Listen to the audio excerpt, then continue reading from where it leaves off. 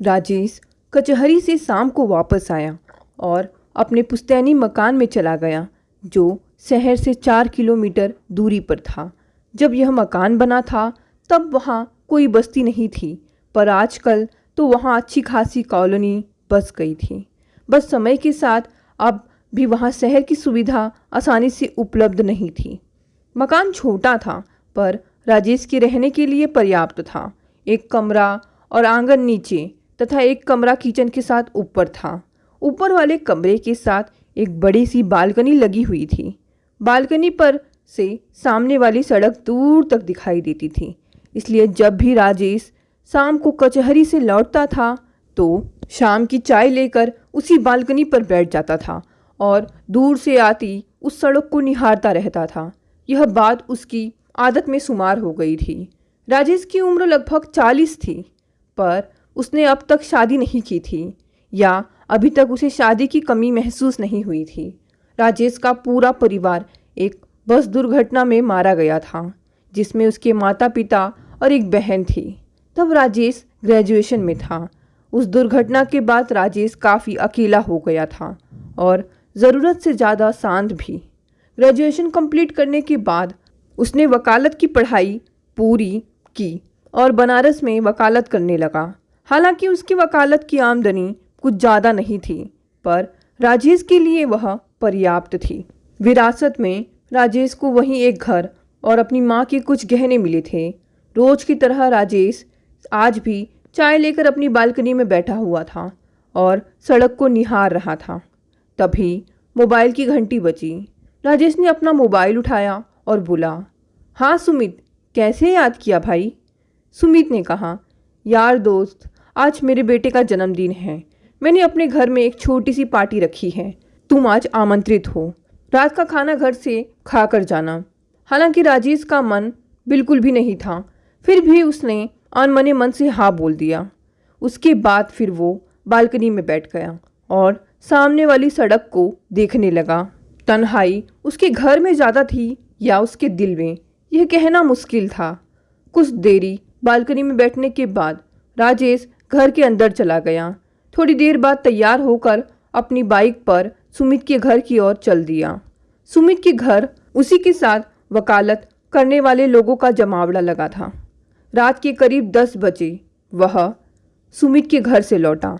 उसकी बाइक सड़क पर तेजी से दौड़ी जा रही थी। ठंड की वजह से सड़क पर आदमियों की संख्या काफ़ी कम हो गई थी। अचानक राजेश क्या दिखता है कि उसके बाइक के सामने एक लड़की आ गई। ब्रेक लगाते लगाते लड़की को ठोकर लग गई और लड़की सड़क पर गिर पड़ी। राजेश ने तुरंत बाइक रोकी और लड़की के पास गया। लड़की के पैर में मामूली चोट आई थी। उसने लड़की को पकड़कर उठाया और बोला, मैडम, आपका ध्यान कहाँ था? मैं लगातार हॉर्न दिए जा रहा हूँ और आप उसे सुन ही नहीं रही हैं। लड़की ने कहा, मुझे माफ़ कर दीजिए, मेरा ध्यान कहीं और था।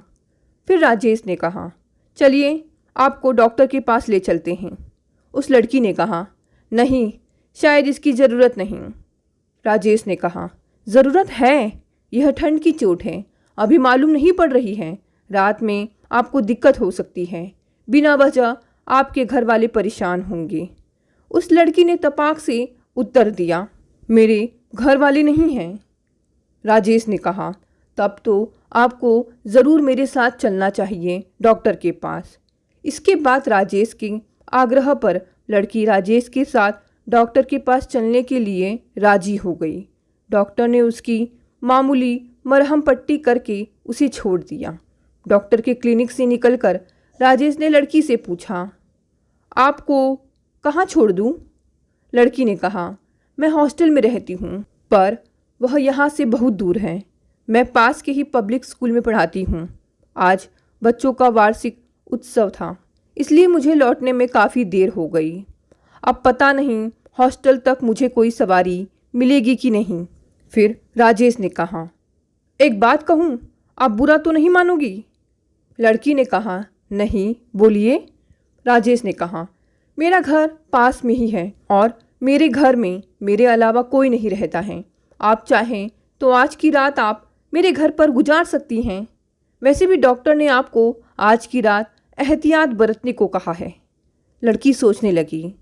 राजेश ने कहा, देखिए रात काफ़ी हो चुकी है, ठंड बढ़ती जा रही है और रास्ता सुनसान होता जा रहा है और आप कह चुकी हैं कि आपका हॉस्टल यहाँ से काफ़ी दूर है। अब आप चुपचाप बेहिचक मेरे घर चलिए।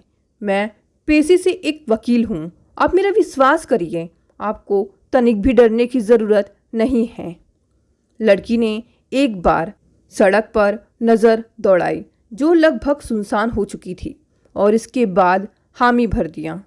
राजेश ने लड़की से कहा कि आप बाइक के पीछे बैठ जाइए।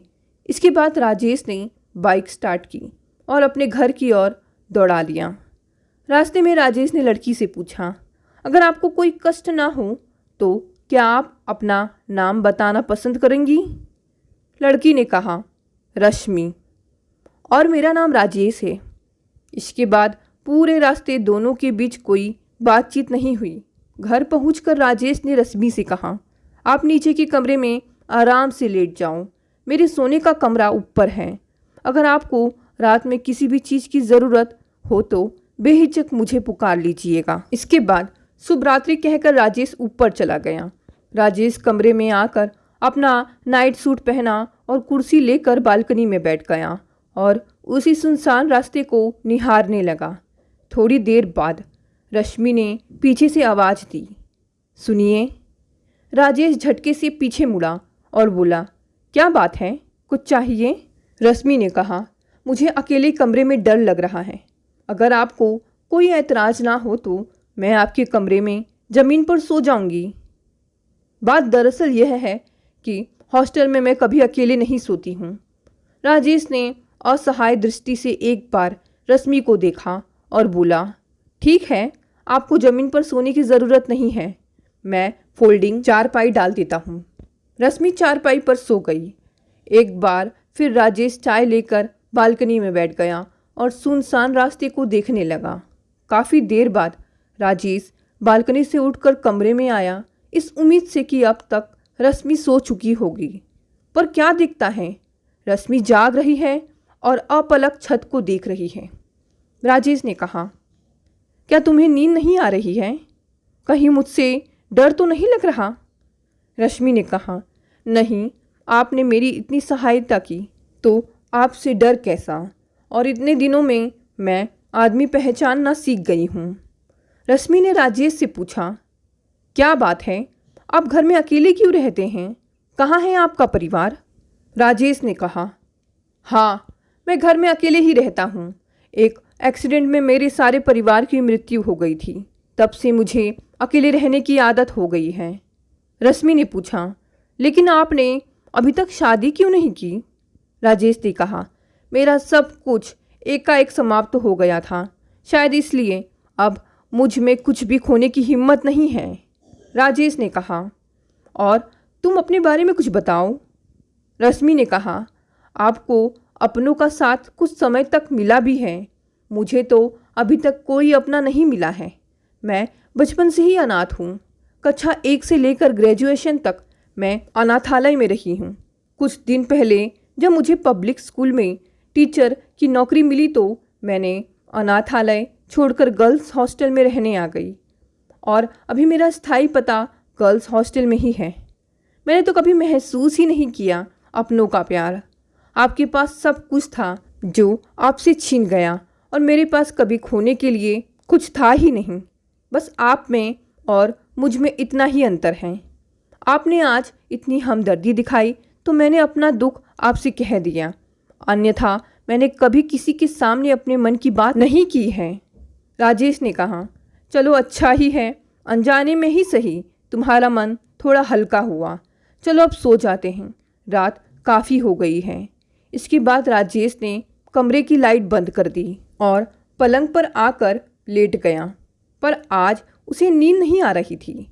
रश्मि की बातों ने शायद उसके प्रति हमदर्दी पैदा कर दी थी। कुछ समय के लिए ही सही राजेश अपनी परेशानी भूलकर रश्मि के बारे में सोच रहा था। सुबह के अलार्म के साथ राजेश और रश्मि दोनों की ही नींद टूटी। राजेश ने रश्मि के लिए चाय बनाई। चाय पीने के बाद राजेश रश्मि को ऑटो तक छोड़ने गया। ऑटो में चढ़ने से पहले राजेश ने रश्मि से कहा। रश्मि, अगर तुम्हें कोई एतराज़ ना हो तो क्या तुम अपना मोबाइल नंबर दे सकती हो? रश्मि मुस्कुराई और बोली, क्यों नहीं। इसके बाद ऑटो चल पड़ा। राजेश और रश्मि एक दूसरे को अपलक देखते रहे। राजेश घर लौट आया और कचहरी जाने के लिए तैयार होने लगा। कचहरी से लौटने के बाद वह चाय लेकर बालकनी में बैठ गया, पर आज उसका ध्यान सड़क पर ना होकर रश्मि की तरफ था। आज पूरे दिन कचहरी में भी उसका ध्यान रश्मि की ही तरफ था। पता नहीं क्यों उसे रश्मि के प्रति एक आकर्षण सा महसूस हो रहा था। एक नज़र उसने अपने मोबाइल में रश्मि के नंबर पर नज़र डाली और रश्मि का नंबर डायल कर दिया, पर उसने उसे तुरंत ही काट दिया। इसके बाद वह शाम को बाहर घूमने के लिए निकल पड़ा। बाहर खाना खाने के बाद राजेश घर लौटा, पर न जाने क्यों रश्मि का ख्याल उसके जहन से उतर ही नहीं रहा था और उसने रश्मि का नंबर डायल कर दिया। रश्मि ने फ़ोन उठाया। राजेश बोला, रश्मि, अब तुम्हारा पैर कैसा है? रश्मि ने कहा, बेहतर है। रश्मि ने कहा, आप कैसे हैं? आज का आपका दिन कैसे बीता? राजेश ने कहा, ठीक हूँ। आपने खाना खा लिया? राजेश ने कहा, हाँ, खाना बाहर से खा कर ही आया था। और तुमने खाना खा लिया? रश्मि ने कहा, मैं खाना थोड़ा लेट खाती हूँ। इसके बाद फ़ोन पर एक शांति छा गई। कुछ देरी बाद रश्मि ने कहा, अच्छा फ़ोन रखती हूँ, गुड नाइट। बातचीत के बाद राजेश की बेचैनी और बढ़ गई। वह कभी बालकनी में टहलता, कभी कमरे में टहलता, पर उसे बेचैनी सी महसूस हो रही थी। नींद उसकी आंखों से कोसों दूर थी। आँख बंद करते ही उसे रश्मि का चेहरा ध्यान में आ जाता था। इसी कसमकस में उसे कब नींद आ गई इसका पता ही नहीं चला। अचानक राजेश की नींद मोबाइल की रिंग से टूटी। देखा तो 2 बज रहे थे। मोबाइल पर नज़र डाली तो देखा कि रश्मि का नंबर फ्लैश हो रहा था। राजेश ने आंख मलते हुए रश्मि का फ़ोन उठाया और बोला, रश्मि, तुम इस वक्त फ़ोन कर रही हो? तबीयत ठीक तो है? रश्मि बोली, राजेश, तबीयत तो बिल्कुल ठीक है, मुझे नींद नहीं आ रही है। राजेश ने पूछा, क्यों? रश्मि ने कहा, पता नहीं। राजेश ने मजाक में कहा, कहीं मेरी याद तो नहीं आ रही? रश्मि ने कहा, यही बात है। राजेश ने कहा, और मेरी याद क्यों आ रही है? रश्मि ने फिर जवाब दिया, पता नहीं। राजेश ने कहा, कहीं ऐसा तो नहीं कि कल की घटना के बाद से तुम मुझे पसंद करने लगी हो? हाँ, तुम्हें पसंद करने लगी हूँ, पर अब यह मत पूछना क्यों। सारी बात पूछी नहीं जाती, कुछ बातें समझी भी जाती हैं। राजेश ने कहा, रश्मि, ऐसा करते हैं कि कल तुम स्कूल बंद होने के बाद मेरे घर चली आना, बाकी बातें हम कल ही करेंगे। और हाँ, तुम्हें कोई एतराज़ ना हो तो। रश्मि ने कहा, मेरा बस चलता तो मैं अभी चली आती। राजेश ने हंसते हुए कहा, अभी आने की ज़रूरत नहीं है, तुम चुपचाप सो जाओ, शुभ रात्रि। दूसरे दिन शाम को रश्मि राजेश के घर आई। रश्मि और राजेश बालकनी में बैठे एक दूसरे को देखते रहे। राजेश बोला, अब बताओ, मुझे क्यों पसंद करने लगी हो? फिर रश्मि ने पूछा, राजेश, क्या आप भी हमें पसंद करने लगे हैं? राजेश ने कहा, तुम्हें पता है, तुम्हारे इंतज़ार में मैं 1 घंटे से सड़क निहार रहा हूँ। रश्मि ने राजेश का हाथ पकड़ा और बोली, राजेश, पिछली रात जो तुमने मेरे साथ हमदर्दी दिखाई वह मुझे आज तक किसी से नहीं मिली। तुम्हें कुछ तो बात है जो मैं तुमसे अपने दिल की बात कर रही हूँ। राजेश, मेरी ज़िंदगी में ठहराव ला दो। मैं लक्ष्यहीन होकर आगे नहीं बढ़ना चाहती। मैं तुम्हारी हमसफ़र बनना चाहती हूँ। राजेश ने कहा, रश्मि, तुम नहीं जानती हो तुम मुझे कितनी बड़ी खुशी देने जा रही हो। मैं तुमको अपना जीवन साथी बनाने के लिए तैयार हूँ। हम कल ही कोर्ट में शादी कर लेंगे। राजेश ने रश्मि का हाथ अपने हाथों में ले लिया और रश्मि की आंखों से आंसू बहने लगे। राजेश ने कहा, लेकिन मेरे में एक कमी है। रश्मि ने कहा, मैं कुछ नहीं सुनना चाहती। अरे सुनो तो सही, मेरे और तुम्हारी उम्र में काफ़ी फासला है। कहा मैं 40 का और कहा तुम 25 साल की। रश्मि ने कहा, प्यार का उम्र के फासले से क्या मतलब? इतना हमदर्दी तो आज तक मेरे उम्र वाले ने कभी नहीं दिखाई। रश्मि ने राजेश से कहा, मैं ग्रेजुएशन के बाद भी पढ़ना चाहती हूँ। राजेश ने कहा, जैसी तुम्हारी मर्जी। दूसरे दिन राजेश और रश्मि ने शादी कर ली और उनका वैवाहिक जीवन चल पड़ा। धीरे धीरे 3 साल बीत गए। इधर रश्मि ने अपनी पढ़ाई कंप्लीट कर ली और एक लड़के की माँ बन गई। बच्चे का नाम उन्होंने प्यार से रखा था अंश। अंश के आने से घर में बहार आ गई। राजेश का पारिवारिक जीवन समय के साथ और अच्छा होता चला गया। दोस्तों, ये कहानी यहीं समाप्त हो गई। कहानी पसंद आई तो इसे लाइक और शेयर करें और अगर आप नए हैं तो इस चैनल को भी सब्सक्राइब कर लें। बहुत बहुत धन्यवाद दोस्तों।